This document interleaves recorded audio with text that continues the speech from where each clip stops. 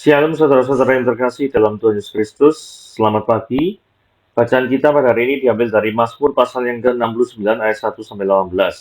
Judul renungan kita pada hari ini adalah menanggung celah. Kisah tentang orang-orang yang mengalami ketidakadilan tidak pernah habis kita dengar. Ada orang yang berusaha menjaga kehidupan bersih justru disingkirkan. Sebagian orang menjaga hidup jujur malah ditimpa berbagai macam masalah. Orang yang mati-matian hidup benar tidak henti-hentinya menanggung cemooh dan hinaan. Sedemikian beratkah konsekuensi yang harus ditanggung oleh orang yang takut akan Tuhan? Pemazmur mengeluhkan, derita yang jauh lebih hebat. Semuanya tercermin jelas dari setiap keluhan yang timbul akibat penderitaannya. Penderitaan yang dialaminya digambarkan dalam keadaan dirinya yang nyaris tenggelam dalam banjir dan rawa. Dia bahkan memohon dalam doa sampai kerongkongannya menjadi kering dan matanya nyeri. Dia mengatakan betapa banyak orang yang membencinya tanpa alasan, dan dia menyadari betapa bodoh dirinya di hadapan Tuhan. Namun yang pasti adalah semua derita yang dialaminya bukanlah hukuman, karena dia telah berbuat dosa kepada Tuhan. Sebaliknya, dia menanggung semua celah itu justru oleh karena dia berlaku hidup benar dan takut akan Tuhan. Orang-orang yang terdekat dengannya pun turut membencinya. Jika kita harus menanggung derita atau celah karena berpihak kepada Tuhan, itulah karunia. Filipi 1 ayat 29. Penderitaan dalam perspektif iman dipakai oleh Tuhan untuk membuat kehidupan umatnya semakin tahan uji dalam berbagai pencobaan. Ketekunan kita dalam menghadapi derita menjadi kekuatan bagi saudara seiman yang mengalami hal yang sama agar tidak tawar hati. Dan ketika kita diizinkan menanggung celah karena Tuhan, maka semakin nyata perkenanan Tuhan dan pertolongannya. Saat kita harus menanggung celah oleh karena melakukan kehendak Tuhan, saat itulah kekuatan dan anugerahnya menguatkan kita. Oke, sekarang mari kita membacanya ya. Apakah Anda pernah mengalami kesesakan dan sudah berseru pada Tuhan, tetapi pertolongannya tidak kunjung datang juga? Saudara, mari kita baca Mazmur 69 ayat 1-18. Untuk pemimpin biduan menurut lagu bunga bakung dari Daud. Selamatkanlah aku ya Allah, sebab air telah naik sampai ke leherku. Aku tenggelam ke dalam rawa yang dalam dan tidak ada tempat bertumpu. Aku telah terperosok ke air yang dalam, gelombang pasang menghanyutkan aku. Lesu aku karena berseru-seru, kerongkonganku kering, mataku nyeri karena mengharapkan Allahku. Orang-orang yang membenci aku tanpa alasan lebih banyak daripada rambut di kepalaku. Terlalu besar jumlah orang-orang yang hendak membinasakan aku, yang memusuhi aku tanpa sebab. Aku dipaksa untuk mengembalikan apa yang tidak aku rampas. Ya Allah, Engkau mengetahui kebodohanku. Kesalahan-kesalahanku tidaklah tersembunyi bagimu. Janganlah mendapat malu oleh karena aku, orang-orang yang menantikan Engkau ya Tuhan, Allah semesta alam. Janganlah kena noda oleh karena aku, orang-orang yang mencari Engkau ya Allah Israel. Sebab oleh karena Engkaulah aku menanggung celah noda meliputi mukaku. Aku telah menjadi orang luar bagi saudara-saudaraku, orang asing bagi anak-anak ibuku. Sebab cinta untuk rumahmu menghanguskan aku, dan kata-kata yang mencela Engkau telah menimpa aku. Aku meremukan diriku dengan berpuasa, tetapi itu pun menjadi celah bagiku. Aku membuat kain kapung menjadi kain pakaianku, aku menjadi sindiran bagi mereka. Aku menjadi buah bibir orang-orang yang duduk di pintu gerbang, dengan kecapi-kecapi peminum-peminum menyanyi tentang aku. Tetapi aku berdoa kepadamu ya Tuhan, pada waktu Engkau berkenan, ya Allah, demi kasih setiamu yang besar, jawablah aku dengan pertolonganmu yang setia.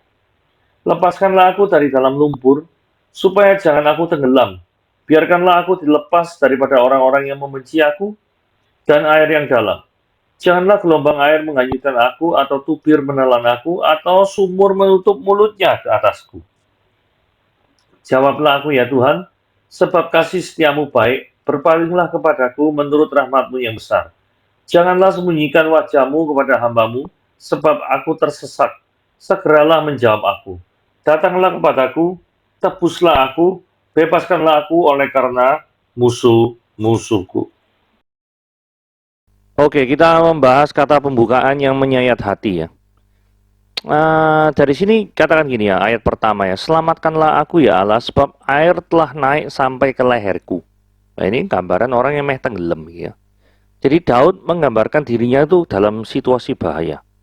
Ilustrasi yang digunakan adalah dia tenggelam dalam air yang dalam. Ketika air itu sampai ke leher, berarti nyawanya terancam. Terus kemudian kalau kita lihat lagi, penggambaran frase tidak ada tempat bertumpu. Saudara lihat ya, aku tenggelam ke dalam rawa yang dalam.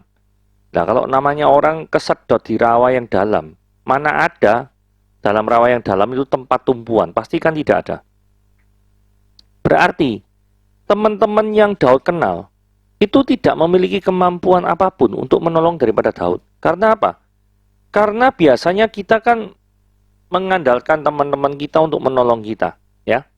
Tapi kali ini Daud tidak memiliki dukungan seperti itu. Daud juga tidak memiliki tumpuan dari kemampuannya sendiri. Tidak bisa. Karena gambarannya adalah terperosok ke dalam rawa yang tidak memiliki tumpuan. Terus kemudian kalau kita lihat frase gelombang pasang menghanyutkan aku. Nah, ini artinya Daud itu semakin dibawa menjauh oleh situasi yang berbahaya. Menjauh daripada situasi yang nyaman. Menjauh daripada kondisi yang diidamkan oleh semua orang. Nah, kondisi seperti itulah yang dialami oleh Daud. Jadi tidak memiliki tempat pengharapan oleh teman-temannya. Terus situasi yang berbahaya itu semakin membuat diri Daud itu jauh dari kata aman. Ya, modelnya seperti itu. Frekuensi dan intensitas pengharapan Daud kepada Allah. Lesu aku karena berseru-seru. Kerongkonganku kering. Mataku nyeri karena mengharapkan Allahku. Ayat 3 ini menggambarkan ya betapa situasi bahaya itu terus-menerus. Karena ini lesu aku karena berseru-seru. Kalau misalkan gak terus-menerus, gak mungkin kata berseru-seru ini diulangi. Nah, ini pasti Daud ini mengalami kondisi yang bahaya terus-menerus. Sehingga sampai-sampai Daud harus lesu aku karena berseru-seru. Seperti itu ya. Sampai-sampai Daud harus lesu aku karena berseru-seru. Menggambarkan tindakan memohon kepada Tuhan yang terus-menerus tanpa lelah. Kemudian kita lihat frasa kerongkonganku menjadi kering. Ini menunjukkan bahwa bagaimana Daud dari sisi intensitas itu sangat-sangat mengharapkan Tuhan menolong dia. Sampai kerongkongannya kering. Jadi berseru-seru sampai kerongkongannya kering. Kalau yang pertama, lesu aku berseru-seru menunjukkan lebih kepada frekuensi. Tapi kalau sampai kerongkongannya menjadi kering, itu adalah intensitas pengharapan Daud. Ya toh? Nah, terus kita lihat ayat 4 ya. Orang-orang yang membenci aku tanpa alasan lebih banyak daripada rambut di kepalaku. Apakah jumlah orang yang membenci Daud ini banyak karena dipengaruhi oleh Saul? Mungkin saja. Bisa jadi karena Saul itu iri dengan pencapaian yang didapat oleh Daud. Jadi yang memiliki alasan untuk membenci Daud itu sebenarnya cuma Saul saja. Tapi karena Saul memiliki pasukan yang sangat banyak, maka pasukan ini juga ikut-ikutan membenci Daud tanpa sebab. Seperti yang digambarkan Daud bahwa membenci aku tanpa alasan. Ketika Daud menghadap kepada Allah, dengan jujur Daud menyadari bahwa dirinya itu penuh kesalahan. Ini adalah suatu sikap yang harus ditiru. Karena di hadapan Allah, manusia itu penuh dosa. Ya. Ayat 5 dikatakan ya Allah, engkau mengetahui kebodohanku. Kesalahan-kesalahanku tidak tersembunyi bagimu. Saudara, ini penting sekali ya. Jangan pernah saudara mengira bahwa di hadapan Tuhan, saudara bisa tipu sana tipu sini. Karena Allah yang kita sembah adalah Allah yang maha tahu. Itulah sebabnya adalah sangat baik jika kita mengaku di hadapan Tuhan atas segala kelemahan dan keberdosaan kita. Daud tidak sedang dalam posisi mengagungkan diri untuk pantas mendapatkan yang lebih baik. Tidak. Daud tidak mengeluh dengan kondisi seperti ini. Daud malah minta dirinya dikoreksi oleh Tuhan. Karena ya Allah, engkau mengetahui segala kebodohanku. Nah, perbedaan nilai yang mengakibatkan perbedaan perlakuannya. Janganlah mendapat malu oleh karena aku orang-orang yang menantikan engkau ya Allah semesta alam. Janganlah kena noda oleh karena aku orang-orang yang mencari engkau ya Allah Israel. Daud itu selalu memperhatikan penilaian orang lain terhadap Tuhan. Daud tidak ingin dengan kondisinya yang terjepit. Ini membuat orang lain yang tidak mengenal Tuhan itu malah merendahkan Tuhan. Nah, kenapa kok bisa gitu? Ya gini ya. Orang-orang mengenal Daud itulah orang yang percaya pada Tuhan, orang yang menyanyi untuk Tuhan, orang yang memainkan kecapi untuk Tuhan. Tetapi ketika orang yang begitu dekat dengan Tuhan, itu sedang dalam kondisi terjepit. Mungkin saja orang-orang yang tidak percaya ini mulai meragukan, mana Yahweh yang engkau sembah? Mana Yehova yang engkau nyanyikan setiap hari? Kok sekarang kelihatannya dia tidak menolong engkau? Benarkah dia adalah Allah yang sumber daripada segala kekuatan yang ada? Nah, Daud tidak ingin dengan kondisinya yang dalam kesesakan itu membuat Allah itu menjadi noda. Itu sebabnya kata ini, janganlah kena noda oleh karena aku, orang-orang yang mencari engkau, ya Allah. Nah, di tengah dunia yang memiliki standar nilai yang sangat berbeda dengan orang-orang yang percaya kepada Tuhan, maka sangat besarlah kemungkinan para pengikut Kristus akan mendapatkan celah. Itu ya. Sebab oleh karena engkaulah aku menanggung celah. Ini wajar. Karena perbedaan nilai yang ada antara apa yang diagungkan oleh orang-orang dunia dengan apa yang diagungkan oleh orang-orang rohani, orang-orang yang percaya pada Tuhan. Oke, berikutnya, posisi yang sulit dari seseorang yang mengikut Tuhan. Aku telah menjadi orang luar bagi saudara-saudaraku, orang asing bagi anak-anak ibuku. Karena cinta seorang kepada Tuhan, ayat 9, bisa jadi membuat hubungan suatu keluarga itu rusak. Karena cinta seorang kepada Tuhan ya. Aku menjadi orang luar bagi saudara-saudaraku. Bisa jadi. Ketika tindakan rohani dilakukan sekalipun, di ayat 10 ya. Sebab cintamu untuk rumahmu itu menghanguskan aku. Nah, ini kan berarti ada suatu tindakan rohani yang dilakukan. Ya toh? Kata-kata yang mencela engkau telah menimpa aku. Itu pun akan dinilai secara negatif oleh orang-orang yang ada di sekitar Daud. Ya. Saudara perhatikan ayat 10. Aku meremungkan diriku dengan berpuasa, tetapi itu pun menjadi celah bagiku.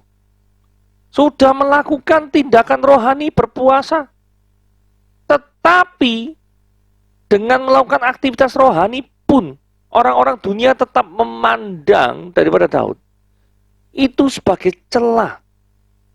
Saudara, dari sini semakin jelas ya. Pikiran dan nilai yang dianut oleh orang-orang dunia itu terdistorsi oleh dosa yang menguasai mereka. Sehingga apa yang sebenarnya harus diagungkan, contohnya kayak kebenaran, kesucian, kekudusan, malah tidak dianggap sebagai sesuatu yang penting. Karena tatanan nilai daripada orang berdosa itu berbeda 180 derajat dengan tatanan nilai yang dimiliki oleh orang-orang yang percaya. Ya. Oke, mari kita lihat selanjutnya. Siapakah orang yang mengancam kehidupan Daud? Saudara, dari ayat yang ke-14, itu kita lihat ya. Lepaskanlah aku dari dalam lumpur, supaya jangan aku tenggelam. Ini seperti kalau Anda ingat ayat pertama ya. Seperti yang air sampai mendekati leher, gitu ya. Biarlah aku dilepaskan dari orang-orang yang membenci aku. Ya. Dan dari air yang dalam. Saudara, kita lihat. Ternyata ilustrasi air yang dalam itu, air yang hampir menghancurkan kehidupan Daud, itu adalah orang-orang yang membenci Daud. Dan kemungkinan besar ini adalah orang-orang yang termakan oleh gosip yang disebarkan oleh Saul. Sekalipun kondisi tidak kondusif, Daud lebih memilih untuk tetap berlindung kepada Tuhan. Ayat 13 ya. Tetapi aku ini berdoa kepadamu ya Tuhan. Pada waktu engkau berkenan ya Allah. Demi kasih setiamu yang besar, jawablah aku dengan pertolonganmu yang setia. Sangat jelas Daud mengharapkan pertolongan, tetapi ternyata pertolongan belum kunjung tiba juga. Ya, jadi ternyata yang menjadi ancaman bagi kehidupan Daud adalah kebencian yang tidak beralasan dari para pengikut Saul atau orang-orang yang ikut-ikutan membenci Daud tanpa adanya alasan yang jelas. Nah, jangan sampai budaya ikut-ikutan ini itu menjadi budaya kita semua. Jangan. Karena setiap orang harus memiliki prinsip. Tidak baik bahwa bagi seorang untuk memiliki mental ikut-ikutan. Ya, apalagi ikut-ikutan untuk berbuat dosa. Oh, itu tambah temen, tambah repot itu. Nah, ini kita lihat sense of urgency dalam doa. Jawablah aku ya Tuhan, sebab kasih setiamu baik. Berpalinglah kepadaku menurut rahmatmu yang besar. Daud ini tetap berdoa. Dan dengan setia menantikan jawaban Tuhan. Jawablah aku ya Tuhan. Oh, luar biasa ya. Jadi Daud tetap berdoa kepada Tuhan dengan setia. Sekalipun pada saat itu, Daud belum mendapatkan pertolongan apapun dari Tuhan. Dalam kondisi yang seperti itu, Daud tetap berharap pada Tuhan. Karena pertolongan Tuhan itu pasti akan indah pada waktunya. Memang dalam doa Daud ini adalah kesan of sense of urgency. Ada kesan sense of urgency. Karena serangan yang bertubi-tubi. Ingat frasa gelombang yang menghanyutkan aku. Di ayat yang pertama ya. Kan ada frasa kalimat yang mengatakan gelombang yang menghanyutkan aku. Saudara, jikalau Anda tidak kuat di dalam iman, maka saudara itu akan pasti hancur. Jikalau saudara tidak kuat dengan iman. Nah, Daud ini, kekuatan Daud itu berasal daripada doa-doa Daud yang senantiasa Daud lontarkan berulang-ulang berkali-kali. Dan Daud memiliki sense of urgency seperti ayat 17. Janganlah kau sembunyikan wajahmu pada hamba-Mu ini, sebab aku ini tersesak, segeralah menjawab aku. Jadi Daud menunjukkan betapa aku ini butuh pertolongan daripada Tuhan. Ayat 18, datanglah kepadaku, tebuslah aku, bebaskanlah aku oleh karena musuh-musuhku. Jadi Daud ini benar-benar butuh pertolongan. Kalau misalkan Daud sampai menggambarkan kondisinya itu seperti orang yang hampir mau tenggelam, permukaan air itu sudah sampai ke leher. Itu menunjukkan adanya suatu kondisi yang genting. Karena serangan bertubi-tubi. Ingat, tadi pernah kita baca, ada frasa gelombang yang menghanyutkan aku. Daud sangat-sangat merindukan pembebasan dari situasi yang tidak kondusif. Dan Daud yakin, Tuhan pasti akan memberikan pertolongan kepada setiap orang yang menaruh pengharapan kepada Dia. Saudara, mungkin sekali kondisi saat ini adalah suatu kondisi di mana ada banyak kesesakan yang terjadi. Ada banyak kondisi yang tidak ideal, apalagi dalam waktu-waktu COVID ini. Kiranya melalui renungan pada hari ini, mengingatkan kita kembali sekali lagi untuk mempercayakan hidup kita kepada Tuhan sebagai satu-satunya sumber pertolongan kita. Percayalah kepada Tuhan, maka Tuhan akan memberikan pertolongan. Karena Dia adalah Allah yang tidak pernah tinggal diam. Dia tidak pernah membiarkan kita sendiri. Oke, renungan kita pada ini sampai di sini. Tuhan Yesus memberkati.